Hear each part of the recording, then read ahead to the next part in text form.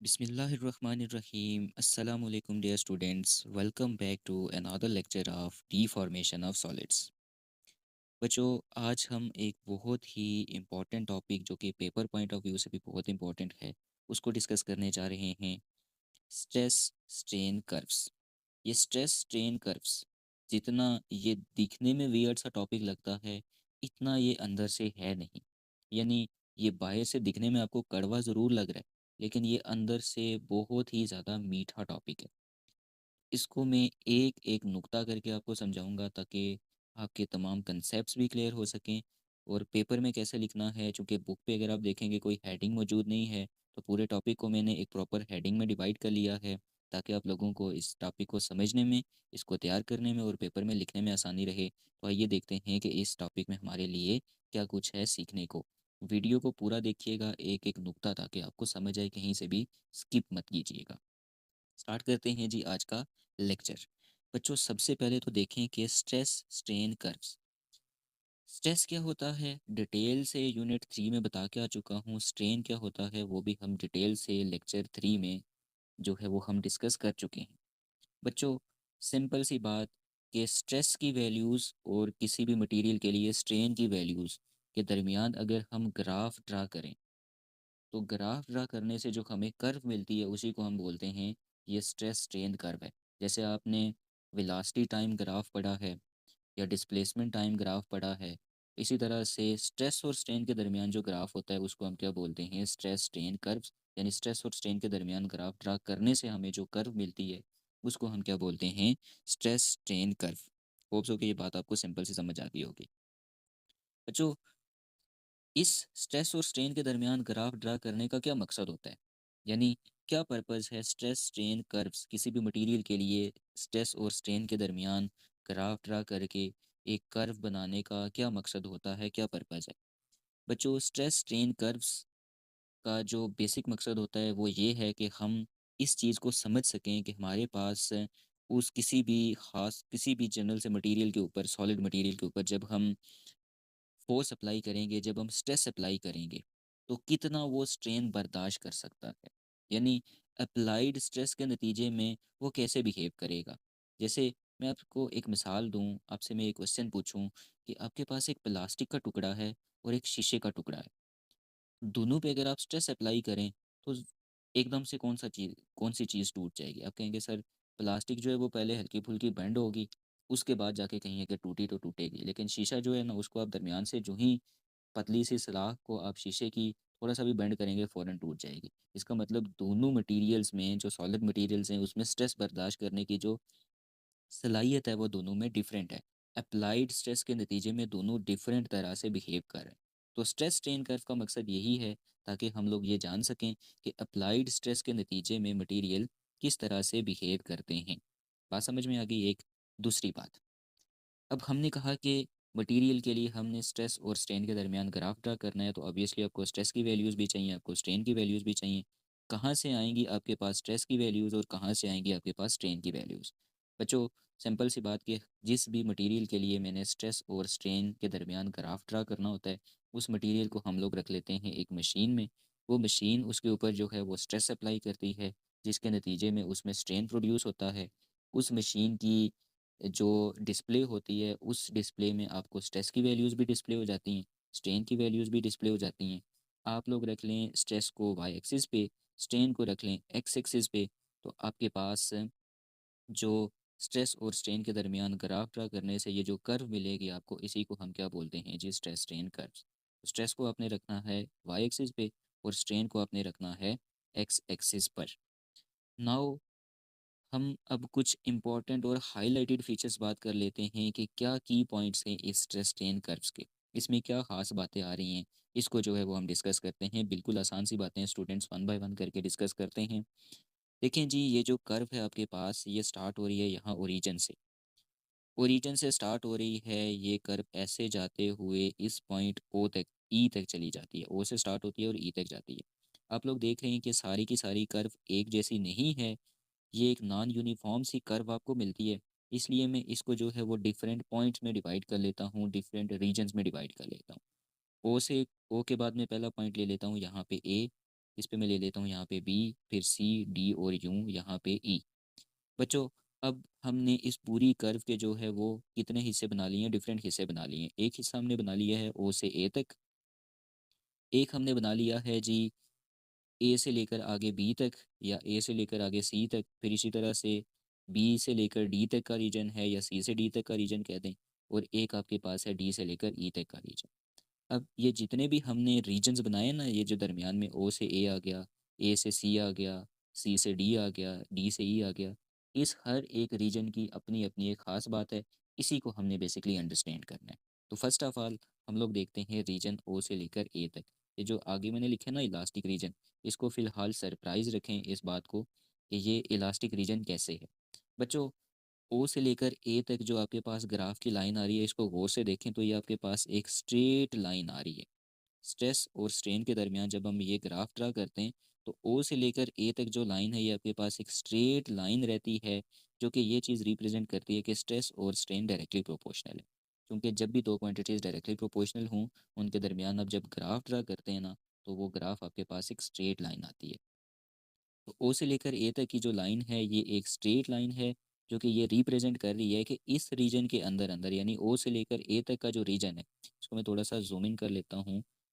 ओ से लेकर ए तक का जो रीजन है जनाब, यहाँ तक आपके पास स्ट्रेस और स्ट्रेन जो है वो डायरेक्टली प्रोपोर्शनल रहेंगे। Stress is directly proportional to strain, इसी को हम बोलते हैं हुक्स लॉ। यानी ओ से लेकर ए तक का जो रीजन है यहाँ पे हुक्स लॉ भी ओबे हो रहा है। और इस रीजन की ख़ास बात ये है कि इस रीजन के अंदर अंदर रहते हुए अगर हम उस बॉडी पे से स्ट्रेस को रिमूव कर लें, तो वो अपनी शेप को दोबारा से रीगेन कर लेगी। जैसे आपके पास अगर एक स्टील का स्केल हो, तो उसको अगर आप हल्का सा बेंड करके छोड़ें, तो वो वापस जो है वो अपनी शेप को रीगेन कर लेता है। तो ओ से लेकर ए तक का जो रीजन है, इसकी हाईलाइटेड बातें क्या हुई, यानी मेन हाईलाइट क्या है ओ से लेकर ए तक का रीजन। मेन हाईलाइट ये है कि ओ से ए तक का जो रीजन है ये आपके पास एक स्ट्रेट लाइन है। यानी this portion is represented by O A in the graph. In the initial stage of the deformation, the stress linearly increase with the strain. यानी this portion has linear proportionality between the stress and strain.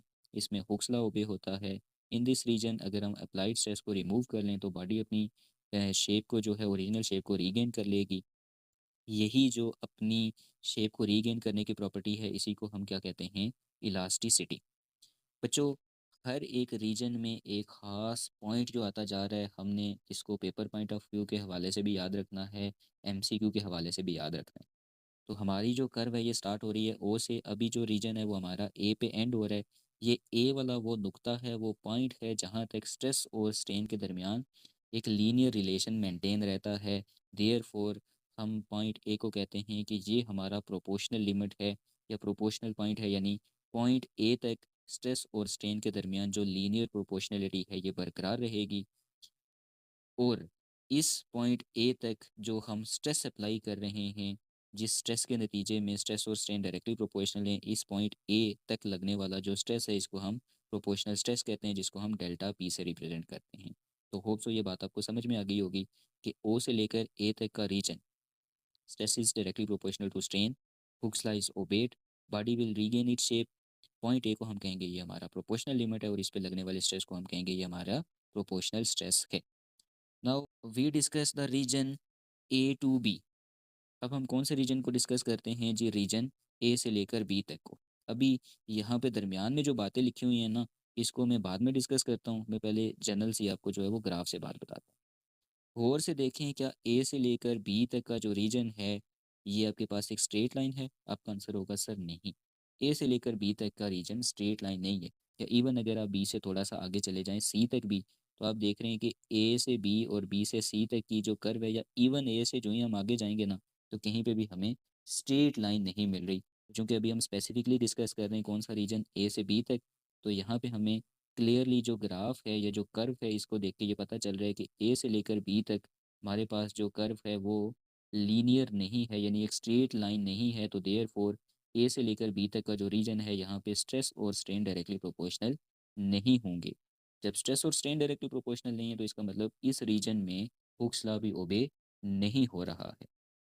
लेकिन ये बात याद रखिएगा कि ए से लेकर B तक का जो रीजन है बच्चों, इसमें ऑल दो स्ट्रेस और स्ट्रेन डायरेक्टली प्रोपोर्शनल नहीं होते, ऑल दो हुक्स लॉ भी ओबे नहीं होता, लेकिन बॉडी के पास फिर भी इतनी हिम्मत होती है कि वो अपनी जो ओरिजिनल शेप है उसको रीगेन कर सके।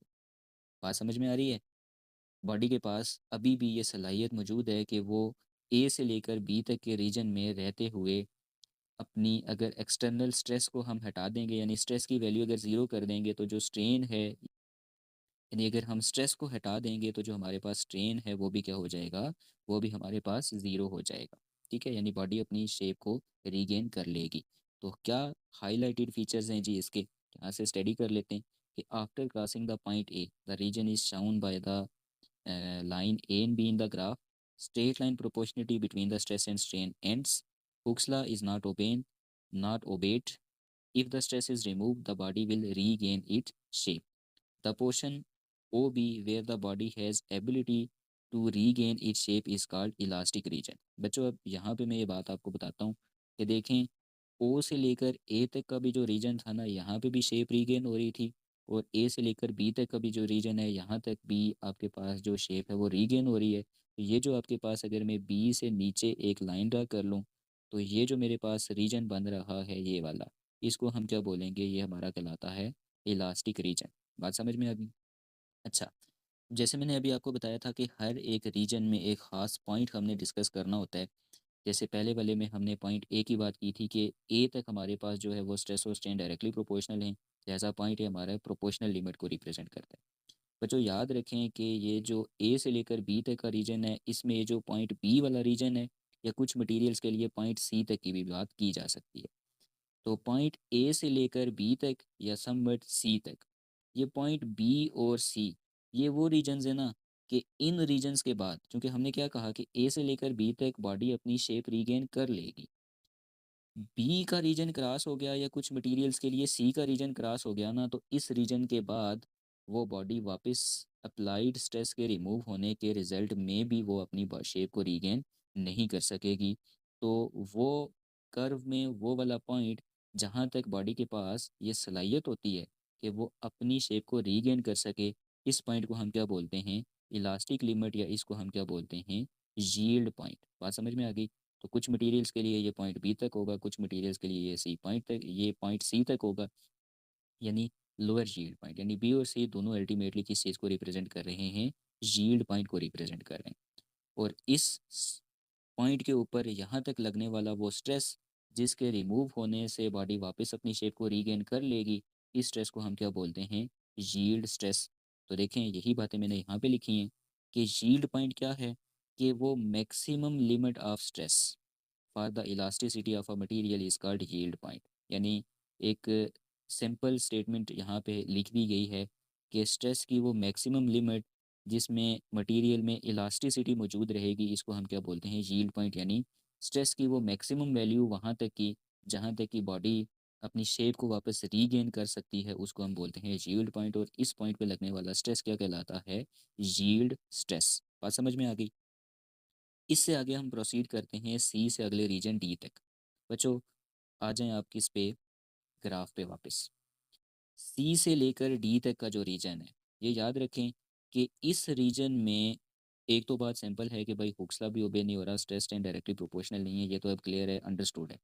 आसान बात क्या है सी से डी तक के रीजन में, कि बच्चों अब जो ही हमने सी पॉइंट क्रॉस कर लिया ना, यील्ड पॉइंट, इसके बाद अब बॉडी के पास इस रीजन की ख़ास बात ये है कि आप अगर स्ट्रेस को रिमूव कर लेंगे ना, तो ऑब्जेक्ट अब अपनी शेप को रीगेन नहीं कर सकता।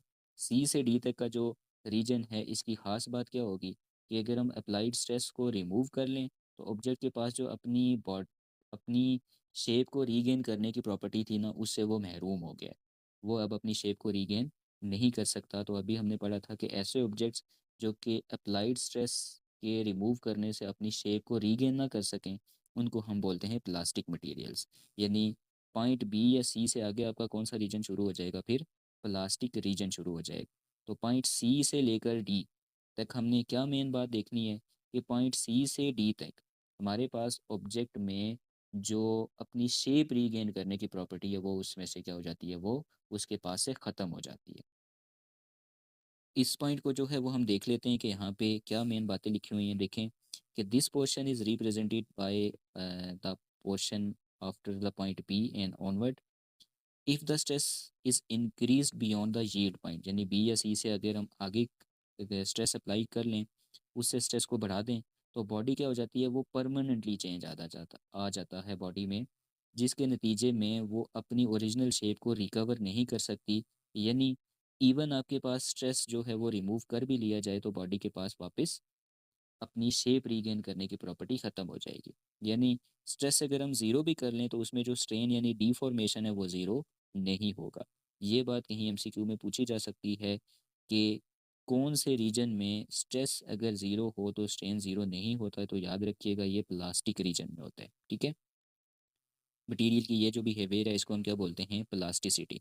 बच्चों, हर एक रीजन का जैसे मैंने बताया कि एक ख़ास पॉइंट है, तो आपके पास ये जो पॉइंट डी है इस कर्व में, इसको हम बोलते हैं अल्टीमेट टेंसाइल, इसको हम बोलते हैं अल्टीमेट टेंसाइल स्ट्रेस। सी से लेकर डी तक बात को गौर से समझ लें ताकि आपकी कन्फ्यूजन क्लियर हो जाए कि सी से लेकर डी तक हम स्ट्रेस अप्लाई करते जा रहे हैं इस रीजन के अंदर, यानी पॉइंट डी तक ऑब्जेक्ट पे आप फोर्स लगाते जाएंगे ना, वो फिलहाल टूटेगा तो नहीं, लेकिन ये है कि अपनी शेप को रीगेन नहीं कर सकेगा।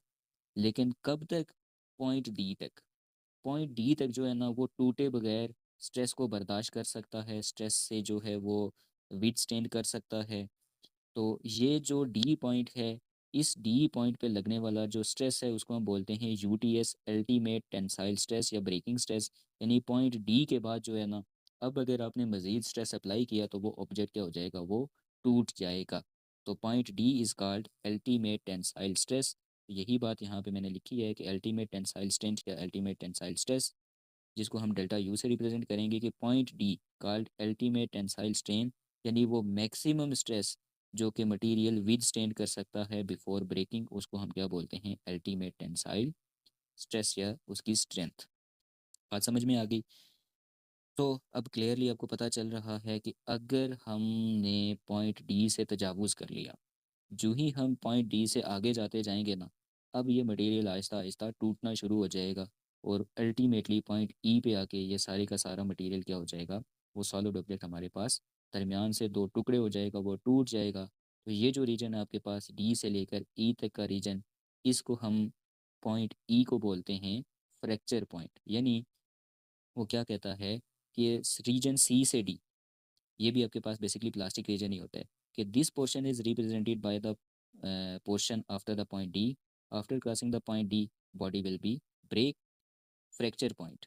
पॉइंट ई को जो है वो हम फ्रैक्चर पॉइंट कहते हैं और इस पॉइंट पे लगने वाला स्ट्रेस जो है वो फ्रैक्चर स्ट्रेस स्ट्रेस कहलाता है, जिसको आप किससे रिप्रेजेंट करेंगे, डेल्टा एफ से रिप्रेजेंट करेंगे। बात समझ में आ गई? तो होप सो ये बातें आपको क्लियर होंगी। मैं एक दफ़ा जो है वो एक क्विक रिव्यू आपको देता चलूँ कि हमने ये कहा कि जो हमारे पास है जी स्ट्रेस स्ट्रेन कर्व में पॉइंट ओ से लेकर ए तक का रीजन, इसमें स्ट्रेस और स्ट्रेन डायरेक्टली प्रोपोर्शनल होंगी, हुक्सला ओबे होगा, बॉडी अपनी शेप रीगेन कर लेगी। इस रीजन में जो इम्पोर्टेंट पॉइंट है वो है पॉइंट ए, यानी पॉइंट ए तक हमारे पास स्ट्रेस और स्ट्रेन डायरेक्टली प्रोपोर्शनल है, इसलिए इसको हम बोलते हैं प्रोपोर्शनल लिमिट, और इस पे लगने वाला स्ट्रेस जो है वो कहलाता है प्रोपोर्शनल स्ट्रेस। नेक्स्ट रीजन है ए से लेकर बी तक या ए से लेकर सी तक। ये वो रीजन है जिसमें स्ट्रेस और स्ट्रेन डायरेक्टली प्रोपोर्शनल नहीं होते, हुक्स लॉ ओबे नहीं होता, लेकिन बॉडी के पास अपनी शेप रीगेन करने की प्रॉपर्टी ज़रूर मौजूद होती है। बॉडी अपनी शेप जो है वो रीगेन कर सकती है पॉइंट बी तक या पॉइंट सी तक। तो वो वाले पॉइंट्स जहाँ तक आपके पास बॉडी अपनी शेप रीगेन कर सकती है उसको हम शील्ड पॉइंट या इलास्टिक लिमिट कहते हैं, और इस रीजन को हम कहते हैं इलास्टिक रीजन। उसके बाद फिर आता है जी सी से डी तक का वाला रीजन, जिसमें हमने कहा कि ये वाला जो रीजन है सी से डी तक, इस रीजन में बॉडी के पास अब अपनी शेप रीगेन करने की प्रॉपर्टी ख़त्म हो जाती है। तो अब आहिस्ता आहिस्ता ये यानी टूटने की तरफ जा रही होती है, अपनी शेप को वापस रीगेन नहीं कर सकती। तो पॉइंट सी से हम अगर स्ट्रेस बढ़ाते जाएंगे पॉइंट डी तक, ये कोई मैक्सिमम स्ट्रेस बर्दाश्त कर सकेगी, ताहम अपनी शेप रीगेन नहीं कर सकेगी, इसलिए इसको प्लास्टिक रीजन कहते हैं। तो टूटने से पहले पहले पॉइंट डी डी तक ये मैक्सिमम जितना स्ट्रेस बर्दाश्त कर सकती है इसको हम बोलते हैं अल्टीमेट टेंसाइल इसकी स्ट्रेंथ, और इस पे लगने वाला जो स्ट्रेस है उसको हम बोलते हैं अल्टीमेट टेंसाइल स्ट्रेस। अच्छा, पॉइंट डी से लेकर ई तक का जो रीजन है, इसके बाद जो है वो आपकी जो बॉडी है वो टूटना शुरू हो जाएगी और पॉइंट ई पे जो है वो बॉडी मुकम्मल तौर पर टूट जाएगी। पॉइंट ई को हम बोलते हैं फ्रैक्चर पॉइंट और इस पे लगने वाला स्ट्रेस कहलाता है फ्रैक्चर स्ट्रेस। होप सो कि ये बात आपको समझ आ गई होगी। तो बच्चों, डिपेंडिंग अपॉन दीज टाइप्स, आपके पास जो हैं इस बात के ऊपर बेस करते हुए मटेरियल्स होते हैं दो तरह के, डक्टाइल मटेरियल और ब्रिटल मटेरियल। बच्चों, वो मटेरियल्स के जिन पे जब आप स्ट्रेस अप्लाई करेंगे तो उनमें स्ट्रेस और स्ट्रेन के दरमियान ग्राफ ड्रा करते हुए वो इलास्टिक रीजन में भी जाते हैं और टूटने से पहले पहले वो प्लास्टिक रीजन से भी गुजरते हैं। ऐसे मटेरियल्स को हम कहते हैं डक्टाइल मटेरियल्स। और ऐसे मटेरियल्स जिनमें वंस इलास्टिक रीजन क्रॉस होने के बाद ही फ़ौरन से वो मटेरियल्स टूट जाते हैं। जैसे मैंने बिल्कुल आपको स्टार्ट में मिसाल दी थी कि एक प्लास्टिक की आपके पास राड हो और एक ग्लास की राड हो, तो प्लास्टिक की राड जल्दी नहीं टूटेगी, वो पहले बेंड होगी उसके बाद टूटेगी, जबकि ग्लास की राड को आप फ़ौरन से थोड़ा सा झटका देंगे वो टूट जाएगी। तो ऐसे मटेरियल्स जिनमें प्लास्टिक रीजन नहीं आता, फ़ौरन से इलास्टिक रीजन क्रॉस होने के बाद वो टूट जाते हैं, फ्रैक्चर पॉइंट आपको मिलना फ्रैक्चर पॉइंट पे वो जो है वो पहुंच जाते हैं। ऐसे मटेरियल्स को हम कहते हैं ब्रिटल मटेरियल्स। यही बात यहाँ पे लिखी हुई है कि सब्सटेंसेस जिनमें प्लास्टिक डिफॉर्मेशन होती है टूटने से पहले पहले वो कहलाते हैं डक्टाइल मटेरियल्स। और वो सब्सटेंसेस जिनमें प्लास्टिक डिफॉर्मेशन नहीं होती है बल्कि वो इलास्टिक लिमिट के क्रॉस होने के फ़ौरन बाद ही टूट जाते हैं, उनको हम कहते हैं ब्रिटल मटेरियल्स। यानी उनकी एग्जांपल्स भी देख लें, ये आप अपने माइंड में रखिएगा। पेपर में एक टेक्निकली क्वेश्चन एमसीक्यू आता रहता है कि वो मटेरियल्स जिनमें जो आपका फ्रैक्चर पॉइंट है वो इलास्टिक लिमिट के पास लाई करता है। एमसीक्यू की स्टेटमेंट बता रहा हूँ, गौर से समझ लें कि दो solid materials for which the fracture point is near the yield point are called. वो मटेरियल्स कौन से कहलाते हैं? तो देखें, जैसे मैंने अभी आपको बताया कि फ्रैक्चर पॉइंट अगर डायरेक्टली यील्ड पॉइंट के बाद आ रहा है तो इसका मतलब वो प्लास्टिक रीजन की तरफ नहीं जाएंगे वो मटेरियल्स, तो वो मटेरियल्स कहलाते हैं ब्रिटल मटेरियल्स। या those material for which the yield point and fracture point are closer to each other, इस तरह से भी करके पूछ लेता है। तो वो मटेरियल्स जिनके लिए यील्ड पॉइंट और फ्रैक्चर पॉइंट एक दूसरे के करीब करीब होंगे, तो इसका भी अल्टीमेट मतलब ये है कि यील्ड पॉइंट के फ़ौरन क्रॉस होने के बाद आपको फ्रैक्चर पॉइंट मिल जाएगा, यानी प्लास्टिक डिफॉर्मेशन नहीं होगी, तो इन मटेरियल्स को हम बोलते हैं ब्रिटल मटेरियल्स। तो इस तरह के पॉसिबल एमसीक्यूज पूछे जा सकते हैं। होप्स हो कि ये स्ट्रेस स्ट्रेन कर्व वाला जो आपका टॉपिक है ये आपको बहुत अच्छे तरीके से समझ आ गया होगा। अब हम लोग इंशाल्लाह इस यूनिट का जो है वो लास्ट लेक्चर डिस्कस करेंगे, विच इज़ स्ट्रेन एनर्जी। तब तक के लिए अपना ख्याल रखिएगा। अल्लाह हाफिज़।